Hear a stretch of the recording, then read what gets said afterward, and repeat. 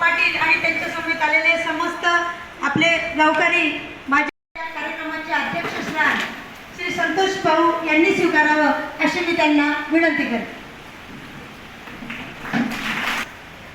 कर्मवीर काकासाहेब वाघ यांची पुण्यतिथी तसेच आपले माजी उपमुख्यमंत्री अजितदादा पवार यांची जयंती आणि त्या समेत आपण सर्वजण जमलेलो आहोत. मी आजच्या कार्यक्रमाचे अध्यक्ष आणि त्यांच्या समेत आलेले सर्व मान्यवर यांना विनंती करते की त्यांनी दीप प्रज्वलन करून प्रतिमा पूजन करावे.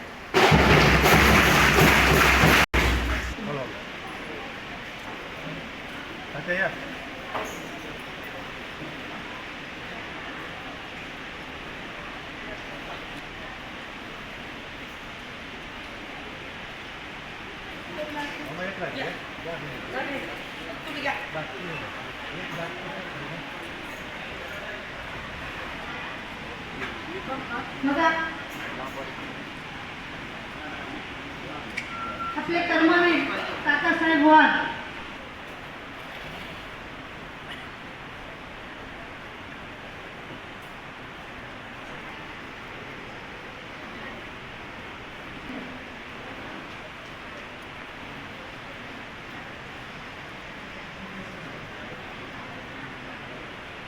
कल्याणी आणि सिद्धी इकडे यायचे.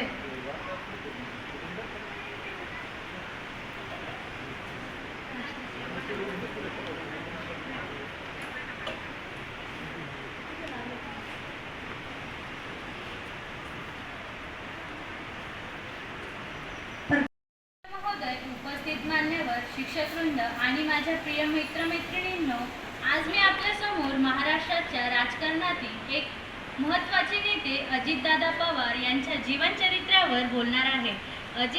अनंतराव पवार यांचा जन्म 22 जुलै 1959 रोजी अहमदनगर जिल्ह्यातील देवळाई प्रवरा येथे झाला. त्यांचे बालपण पुणे जिल्ह्यातील बारामती परिसरात गेले. ते ज्येष्ठ शरद पवार यांचे पुतणे आहेत. लहानपणापासूनच त्यांना समाजकारण आणि लोकसेवेची आवड होती. राजकारणात प्रवेश केल्यानंतर त्यांनी बारामती मतदारसंघातून लोकप्रतिनिधी म्हणून काम केले. त्यांनी महाराष्ट्र सरकारमध्ये जलसंपदा, अर्थ, ऊर्जा, नियोजन अशा विविध महत्त्वाच्या खात्यांची जबाबदारी सांभाळली. विकास कामे, जलसंधारण, सिंचन, पायाभूत सुविधा आणि आर्थिक नियोजन ह्या क्षेत्रात त्यांनी विविध निर्णय घेतले.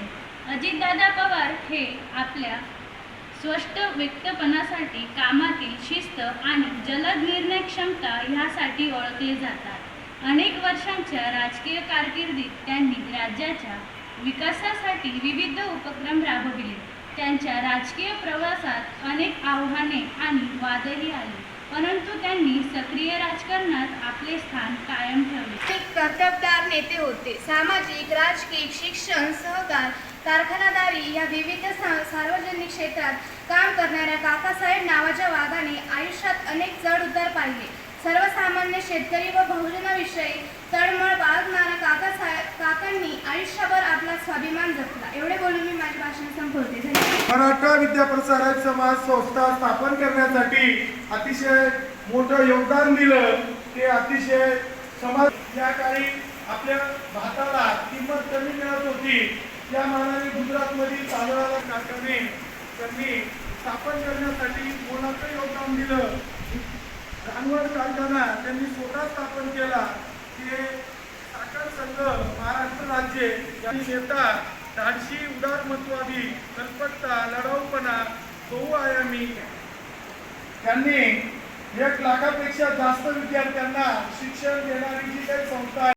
अभिनव बाल विकासचे अध्यक्ष आदरणीय अनिल मामा पाटील, शालेयचे मुख्याध्यापक बाबुल सर, विभाऊ पाटील, वसंत पाटील, अनिल पाटील, तसेच आपले मिलिटरीमॅन, सर्वच आपले उपस्थित असलेल्या आमचे मामा या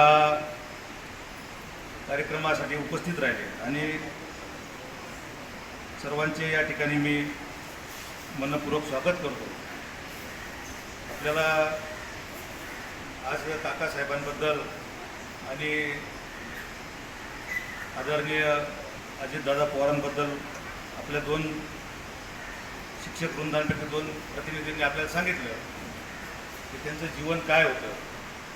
राजकारण करत असताना राजकीय व्यक्ती बऱ्याचशा गोष्टी मागे सोडून जातो आणि त्यांची आठवणी राहून जातात. आपल्या महाराष्ट्राच्या राजकारणामध्ये एकदा यशवंतराव चव्हाण 1960 साली महाराष्ट्राचे मुख्यमंत्री झाले आणि प्र के यात्रे हे कवी होते. आपल्या त्यांच्या कविता पण होत्या किंवा आता पाठ्यपुस्तकात आहेत का माहिती नाही.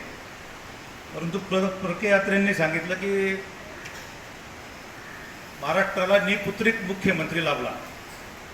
यशवंतराव चव्हाणांना काही अपत्य नव्हतं आणि प्र के यात्रे म्हटले की त्यांनी ते काव्य केलं आणि ते पेपरला आलं की महाराष्ट्राला लाभला निपुत्रिक मुख्यमंत्री.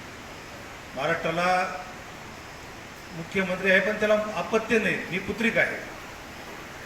हे संपूर्ण महाराष्ट्राच्या जिव्हारी लागलं आणि थोडासा त्याला जातीयतेची कड निर्माण झाली. कारण प्र के यात्रे हे ब्राह्मण होते आणि यशवंतराव चव्हाण हे मराठा समाजाचे होते. बऱ्याचशा लोकांनी प्र के यात्रेंना धारेवर धरलं, परंतु यशवंतराव चव्हाण आणि त्यांची मिसेस सगुणाबाई यांनी त्याच्यावर काही प्रतिक्रिया दिली नाही.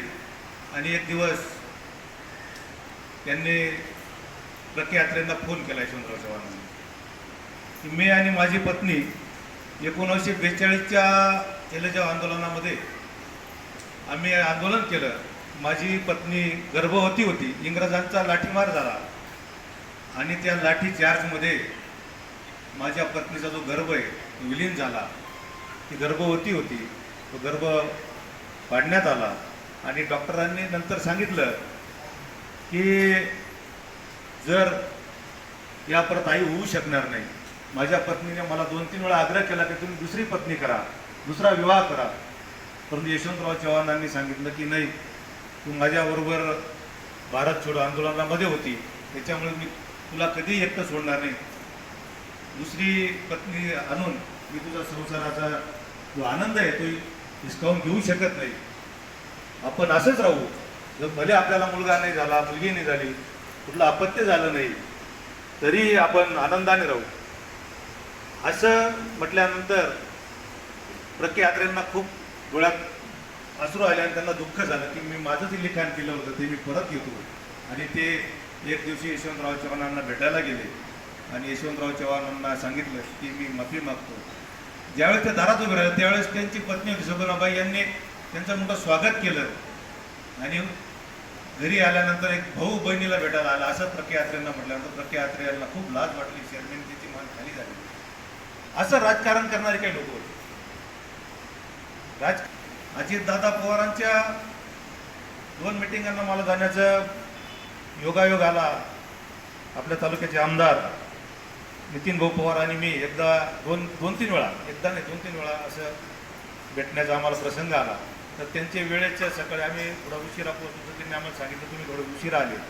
त्यांची एक कामाची एक पद्धत होती आणि ती पद्धत पाहता आजच्या राजकीय लोकांनी ते शिकलं पाहिजे की आत्ताच सरांनी सांगितलं की जे काम होणार आहे ते होणार आहे, जे नाही होणार त्यांना ते स्पष्ट सांगायचे. त्याचा अनुभव आम्हाला 2-3 वेळा आलेला आहे. म्हणून राजकारण करत असताना समाज हिताचं काम केलं पाहिजे. आज राजकारण करत असताना आपल्याला जनतेला कसा न्याय देता आला पाहिजे हे आपण प्रथम अग्रस्थानी ठेवलं पाहिजे. राजकारण हे निव्वळ आपल्या स्वार्थासाठी नसावं. आपण बहुतेक लोक राजकारणामध्ये पाहिलेत, अनेक लोक राजकारणामध्ये आता R.R. पाटील सारखे व्यक्तिमत्व या महाराष्ट्राच्या भूमीत होऊन गेलं. अतिशय प्रामाणिकपणे आणि त्यांचे मुलं जिल्हा परिषदेच्या शाळेत शिकले. त्यांचा मुलगा आज पण आमदार आहे, पण अतिशय साधा आणि आजही एकदम घरामध्ये पडक्या घरामध्ये राहणारे R.R. पाटील. गृहमंत्री असताना अनेक कामं केली, परंतु कोणाचा 1 रुपया न घेतलेला म्हणून.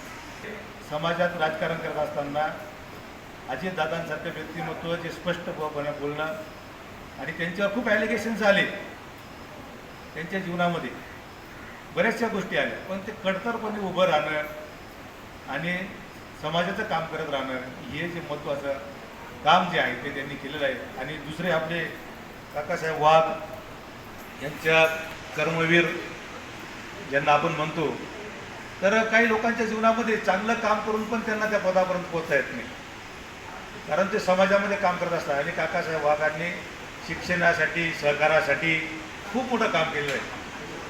विद्यार्थ्यांच्या शिक्षणासाठी असेल, सहकाराच्या निपाड कारखान्याची निर्मिती असेल, मराठा विद्या प्रसारक समाजाच्या काही मुलांना मदत करण्याचा विषय असेल, तर काकासाहेब वाघांनी ते खूप मोठं काम केलं.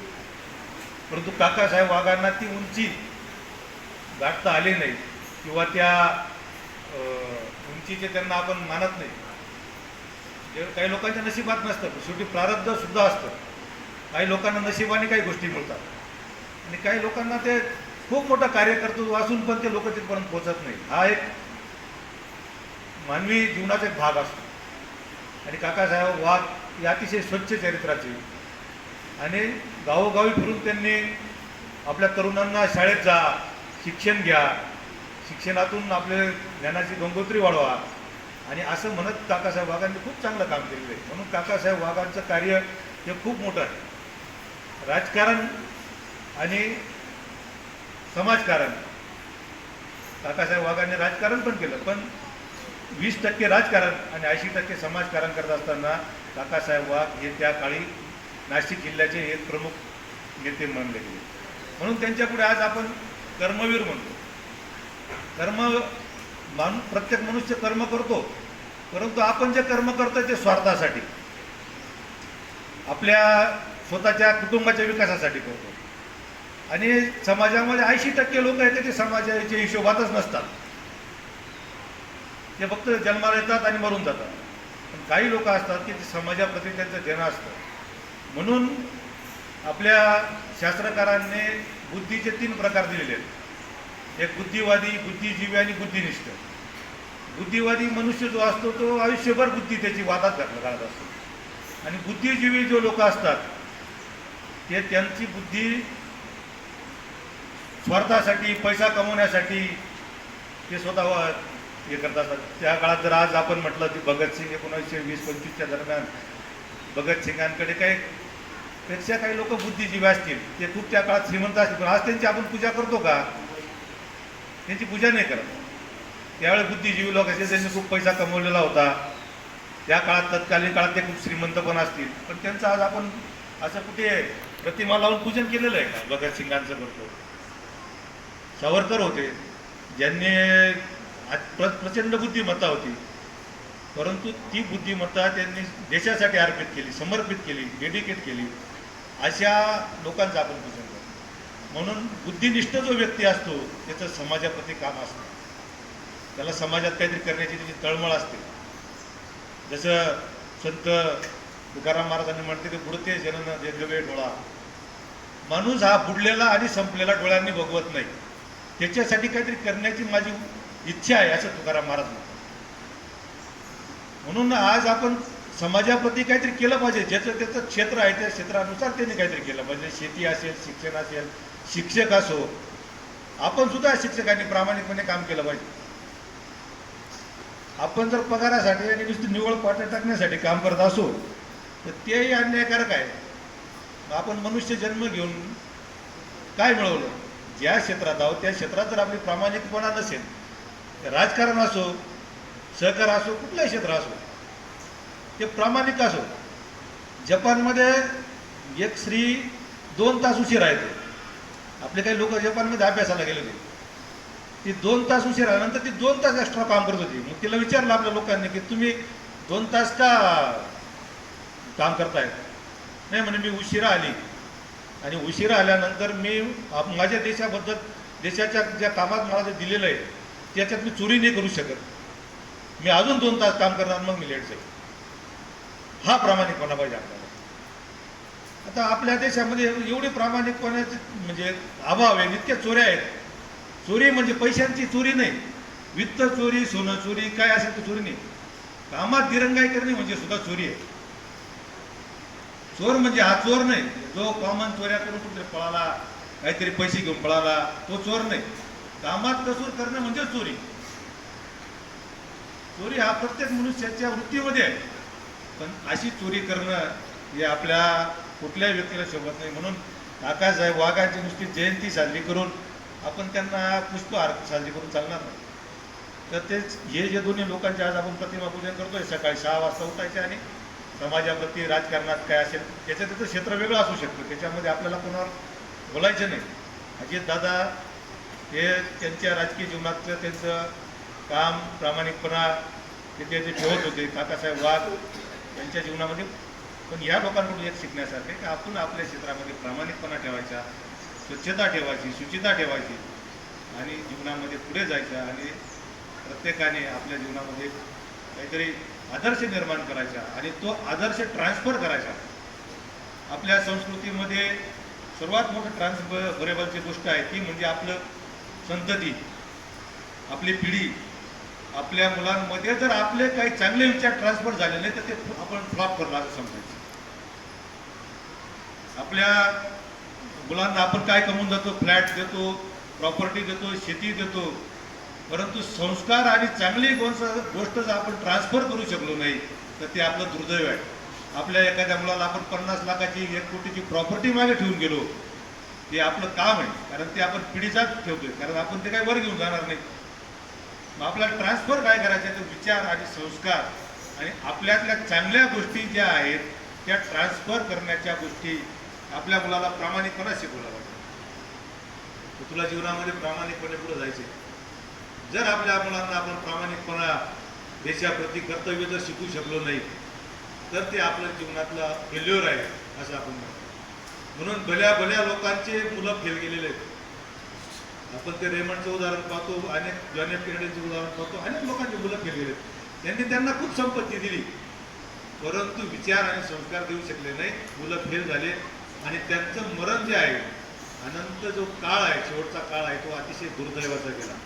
आपण रेमंडच्या त्या मालकाचं उदाहरण सोशल मीडियाला अनेक वाचलं की 25,000 कोटीची संपत्ती होती त्या रेमंडच्या कपड्याच्या मालकाकडे, परंतु शेवटी मुलांनी घरातून काढून दिलं, तो रूममध्ये कुठेतरी राहिला आणि केव्हा तरी तो वारला. आणि रेमंड हे कपड्यांचा पूर्ण मोठा ब्रँड आहे जगात आणि 25,000 कोटीची संपत्ती ठेवून गेला, परंतु तो मुलांमध्ये काय ट्रान्सफर करू शकला नाही. संपत्ती ट्रान्सफर केली, मोठं इस्टेट काय असेल ते सर्व ट्रान्सफर केलं, परंतु संस्कार, विचार ट्रान्सफर करू शकला नाही, प्रामाणिकता ट्रान्सफर करू शकला नाही, विचार ट्रान्सफर करू शकला नाही. ज्या मॉरल ऑर्डर्स जे आहेत, नैतिक मूल्य आहेत ते ट्रान्सफर करू शकला नाही आणि त्याचा त्या दिवशी मृत्यू झाला. म्हणून आज आपण या मोठ्या लोकांपासून आपले विचार कसे आपल्यामध्ये आत्मसात होतील आणि ते ट्रान्सफर कसे होतील पुढच्या पिढीमध्ये, विद्यार्थ्यांमध्ये, म्हणून आपण या अशा पॉझिटिव्ह गोष्टी मुलांना निर्माण केल्या पाहिजे. एवढं म्हणून या ठिकाणी थांबतो आणि अभिवादन करतो, नम्रपणे त्यांच्यापुढे त्यांना वंदन करतो आणि राज्याचे मुख्यमंत्री देवेंद्रजी फडणवीस यांना पण वाढदिवसाच्या लाख लाख शुभेच्छा. एवढं बोलून या ठिकाणी